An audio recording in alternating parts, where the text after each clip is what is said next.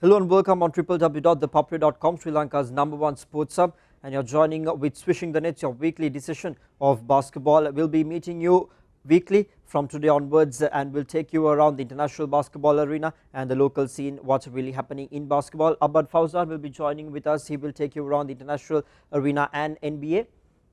Yes, Lelum, a lot of basketball action happening around the globe as well as in Sri Lanka. And in Sri Lanka right now, we're having the 51st Senior Nationals happening in the local arena. So if you could give us a small description as to what's happening in the Sri Lankan scene. Indeed, Abad, 51st Senior Nationals is happening in Sri Lanka. The level 1 competitions are currently going on, but we are not talking about level 1 today. We'll talk about level 1 next week. We'll talk about the level 2 and the level 3 competitions that are already finished and completed in the Senior Nationals tournament. In the level 2, the matches were held in Kandy, and both men and women's categories were played in level 2, and 6 teams from men's and 8 teams from women's category participated in the tournament. The first semi-final of the girls category was played between Jaffna and Ratnapura, and Jaffna won the match. It was a pretty convincing win for Jaffna, 64-18, while the second semi-final was played between Sri Lanka Universities and Kandy District, the hosts of the level 2 tournament. Sri Lanka University won it once again 50-44. It was a tight match during the first half, but the second half was a pretty easy half for the university girls. The consolation finals, Ratnapura played Kandy, and it was a very easy win for Ratnapura district as they won it 55-13. The finals was one game that you should actually have watched. Jaffna took on Sri Lanka Universities and was a very cracking game of basketball. Jaffna district basketball won the game 55-50, a 5-point margin. It was a really good game of basketball. Coming into the boys category of the level 2 segment, the first semi-final was played between Puttalam and Kurunagala districts. Kurunagala led the game 19-13 during halftime, but Puttalam district played a really good game of basketball during the second half and came from the back, and they won the game 53-45 at full time and qualified to the final stage. The second semi-final was played between Kandy district and Galle district. Kandy district is unbeaten in this level 2 stage of the Senior Nationals. Kandy in fact won the game 69-54 at full time. The important factor is that the final game of this level 2 segment will be played in Colombo together with the level 1 finals. That is probably on Wednesday or Thursday, as we are supposed to know. But most interestingly, there are trade rumors in NBA. Yes, Lelum, a lot of action happening in Sri Lanka as well. But speaking of the NBA and the trade rumors, we're having the mid-season trade deadline coming around the corner, 23rd of February to be very precise. So the biggest name that is being rumored to be traded is of course Carmelo Anthony, the New York Knicks star forward. Now Carmelo has a 5-year, $125 million contract with the New York Knicks, but their general manager Phil Jackson wants him gone from the organization because he feels that Melo doesn't fit into the system. But the problem for Phil Jackson is Carmelo Anthony has a no-trade clause attached to his contract, which means that unless Carmelo wants himself to be gone, you cannot send him out. So what Phil Jackson is doing is he's in touch with the Cleveland Cavaliers, Boston Celtics, as well as Los Angeles Clippers, because these are all championship caliber teams, which might persuade Carmelo to waive off his no-trade clause and perhaps join these teams. So that is one. But I personally feel that Carmelo will remain in the Big Apple. The second of the trades is Serge Ibaka. He has now moved to the Toronto Raptors. He used to play for the Oklahoma City Thunder and then for the Orlando Magic, but now has gone to the Canada-based team. Now Lelum, we know that Toronto Raptors were the Eastern Conference finalists last season, but in this season they have been slipping down the ranks and are currently now at the 4th spot with 33 wins and 24 losses. In my opinion, Serge Ibaka's inclusion in the lineup will be a big boost for the Canada-based team because he is a power forward who can rebound the ball, give them rim protection, as well as stretch the floor and shoot the three-pointer. So I feel that Serge Ibaka's inclusion will go a long way in helping Toronto. Well, these contracts can be really tricky sometimes with the no trade clauses and everything, but most importantly, the All-Star weekend just finished in NBA. Let's take a look at what happened at the NBA All-Star. It was a lot of fun. It happened in New Orleans from the 18th to the 20th of February. We had the celebrity game, of course, which is of loads of fun. And then we had the Team World taking on Team USA, where Team World beat USA 150 points to 141. And then came the skills challenge. And guess who won the skills challenge, Lelum? The 7'3" Latvian center, Kristaps Porzingis.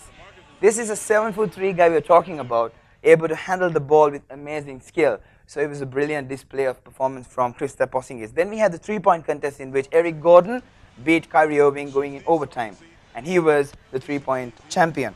Then we had the slam dunk contest in which we saw Glenn Robinson III becoming the slam dunk champion 2017. And then the big one, West All-Stars versus East All-Stars, where West beat East 192 points to 182, of which the highlights were Anthony Davis's 52 points, which is the most any NBA player has played in an All-Star game, and also Kevin Durant threw an alley-oop to his former teammate Russell Westbrook, who slammed it down home, and that was a big highlight in the game, Lelu. Even though we expect a lot of competition in the All-Star game, we didn't see much competition this time. It was probably a kind of an exhibition match this time. We expected competition in the fourth quarter. So coming back into the Senior Nationals level 3, as we were talking about, the level 3 competitions were played in Kilinochchi and Polonnaruwa all the way up to the northern province in Kilinochchi. It was only held in men's category this time about the level 3, and 13 teams participated in the level 3 competition. 6 matches of them were played in Kilinochchi, while the rest were played in Polonnaruwa. The first semi-final was between Anuradhapura versus Kegalle District. Anuradhapura District led the game at half-time 36-26, a 10-point lead, and they won the game simply. A convincing victory, a 20-point victory, 71-51 at full time. The second semi-final was a cracker of a game, a beautiful game of basketball between Mullaitivu and Kilinochchi, the two northern province heavyweights fighting for the final spot of the level 3 segment. Mullaitivu in fact led the game 28-17 at half-time, but this game, during the second half, Kilinochchi played a beautiful game of basketball, attacked the opposition really well, and won the game by a point. 47-46 is the full-time score. That's how the Senior Nationals level 2 and the level 3 ended. So it was a final between Anuradhapura and Kilinochchi in the level 3 final. Level 1 games are still going on. We'll probably meet the level 1 finalists, the best players in the next week segments. But before that, before we wrap up, we have some interesting facts to share about the general public on what they really think about basketball in Sri Lanka. But we really had a good time going and asking opinions of people. Yes, Lelu, we went around Colombo, spoke to a few people, and got to know what they feel about basketball in Sri Lanka. And some of them said they like the sport, that basketball was doing really good in the country, but some felt like they didn't see much action happening in basketball. We are not saying Sri Lanka basketball is bad, or we are not saying Sri Lanka basketball is good. We're just presenting you the general opinion of the public, and if you are an administrator, a coach, a player, a fan, whoever you are, it's up to you to decide as a viewer actually where Sri Lanka basketball is at and what you yourself can do to make this game a better place for tomorrow. This is what we gathered from random people in Colombo. We went out, we asked what they really think about Sri Lanka basketball. Some said it was a brilliant game, some said it was interesting, and some said, well, we need some more club presence in the basketball arena. This is what they told us. දැන් football rugger වගේ සෙල්ලම් ගත්තාම හැමදාම clubs වල ගොඩක් ප්‍රසිද්ධ විදිහට play කරනවා. එහෙම දේවල් තියෙනවා. ඒ වුණාට බාස්කට්බෝල් අපි ඒ විදිහට දකින්නේ නැහැ, ක්ලබ් මැචස් ඒ වගේ දේවල්. ඒ හින්දා මම හිතන්නේ බාස්කට්බෝල් අනිත් මිනිස්සු අතර ප්‍රසිද්ධ දෙයක් නෙමෙයි. I think schools level is properly organized, but when it comes to the professional level, there's a lot that we lack and we need to improve on that. I think basketball is a great sport which has a lot of potential in this country, and I feel if there's more media coverage, especially for the matches, live coverage, things like that, it should go a long way. And it's very popular sport, especially there are many basketball schools. So I feel like the media coverage is the main thing, not for basketball, for all the sports. Basketball when I was in school, and it was interesting, but I lost touch. Now we played a lot of inter-school tournaments, and we won like twice. We got the championship, and but I lost touch now. ලංකාවේ basketball ඇත්තටම මේ වෙනකොට cricket rugby වගේ popular නෑ. ඒක popular වෙන්න නම් පාසල් මට්ටමේ big matches අන්තර් පාසල් ගොඩක් matches තියන්න ඕන, basketball carnivals තියන්න ඕන. මෙහෙම තියලා ලංකාවේ basketball ක්‍රිකට් වගේම පොපියුලර් කරනවා.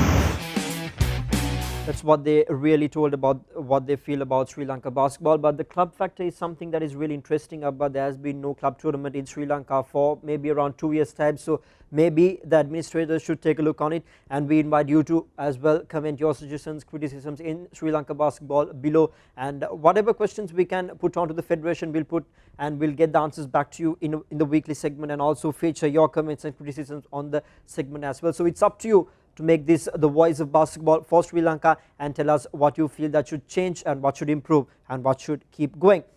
Next up, we have the weekly player feature segment. We are bringing on Swishing the Nets. We're going to feature one player from the Sri Lanka fraternity and say what he has really done to uplift the game of Sri Lanka. This time we have the 3x3 best player for men, Nichula Liyanage, on Swishing the Nets.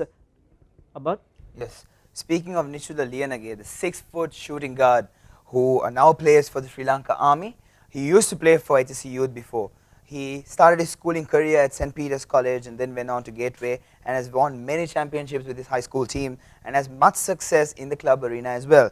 Now, speaking of Nichula, he has very good size for a shooting guard, has great speed and great skills. On top of that, he has a very high IQ, and also he has a very good feel for the game.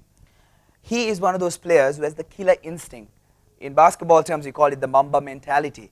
I've personally seen him at least hit 4 buzzer beater shots. A buzzer beater, for those of you who do not know, is a game-winning shot with seconds remaining on the clock.